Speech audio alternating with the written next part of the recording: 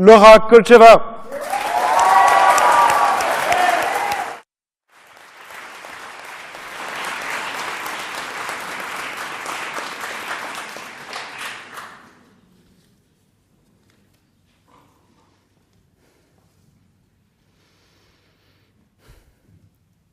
Monsieur le Premier Ministre, Your Excellencies, esteemed members of the jury, distinguished chairman, dear timekeeper, I could never presume to call you simply bellboy. Thank you for keeping us from getting lost in our foolishness. Dear members of the opposition, family from the government, ladies and gentlemen, good evening.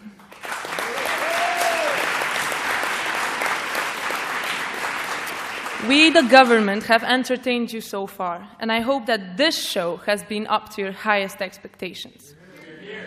But now comes the time to set the record straight.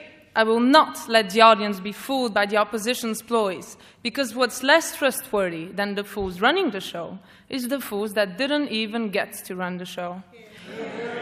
We run this show, ladies and gentlemen, and I will remind you why. As our Prime Minister, Anatol, said, our society has become a show, a series of many shows. People love being entertained, and that's why they choose fools to run the show.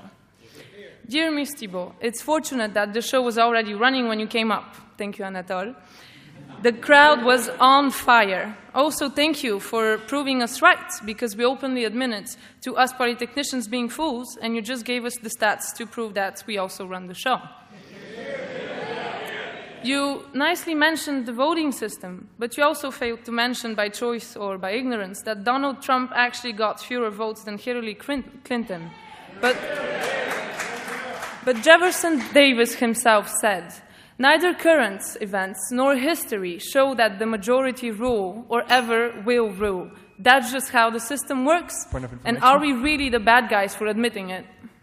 Point of information. Then our dear Minister of History, Randy, showed you that fools have been running the show since the dawn of time. Fools naturally become kings, and kings, well, they naturally become fools. Fools are put in power because they know to entertain us. And then, no thank you. Even the wisest men can become drunk on power and then become foolish. Madame Bonin. Yes, please. But don't you think that once they are in power, they won't get removed? I didn't hear you, sorry. Don't you think that when fools come into power, they won't get removed? Well, once you get elected, you don't really get removed until the next person comes.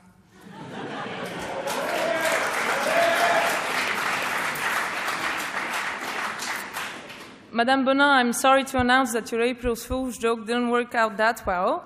Bryce, the nice jokes actually worked, though, so are you sure you were running that show? Bryce the Nice, no thank you, would be nothing without Jean Dujardin.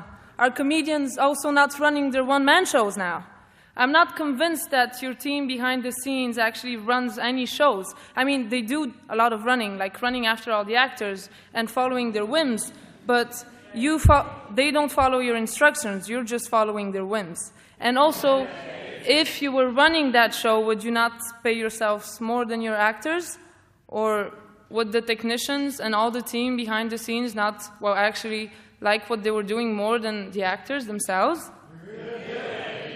Then our beloved Minister of Foreign Affairs, Marine, showed you how the link between social media and politicians only goes to accelerate the ascension of fools to power. Ladies and gentlemen, no thank you.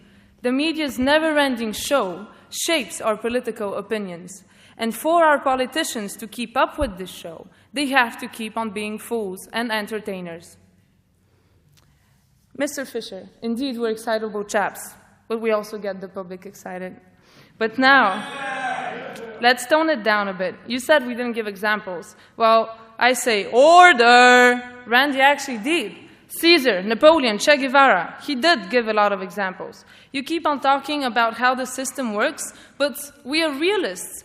Look at all the fake news, the tweets, the misinformation, the scandals. They're close to non-unbiased sources of information anymore. There is a difference between being a fool and being fooled by the system. Yes, please. Why would you think that people such as Gandhi or Nelson Mandela are fools? Because you said all politicians are fools. We're not trying to prove that every politician in the last 5,000 or 2,000 years was a fool. We're saying that the people that did rule the show, well, most of them or all of them were fools or became fools once they got power.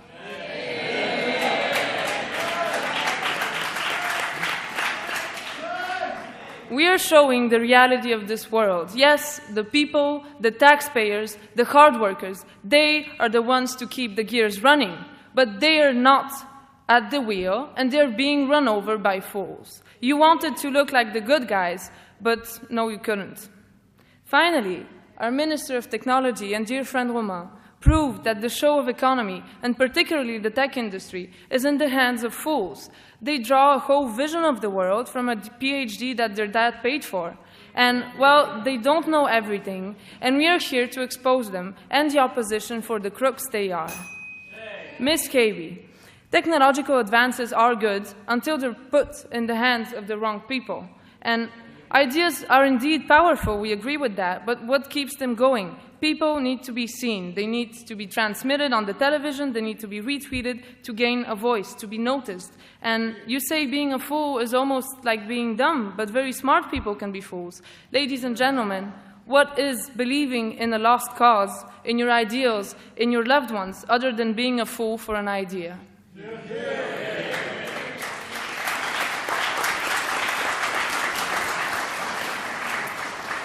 You know what they say, fool me once, shame on you. Fool me twice? Well, let me tell you, ladies and gentlemen, no one gets to fool us twice tonight, even if it is April's Fools. I beg you, open your eyes and don't let yourselves be fooled by the schemes of an ambitious yet incompetent opposition. Ladies and gentlemen, today, more than any other day, fools do run the show. Accept this motion.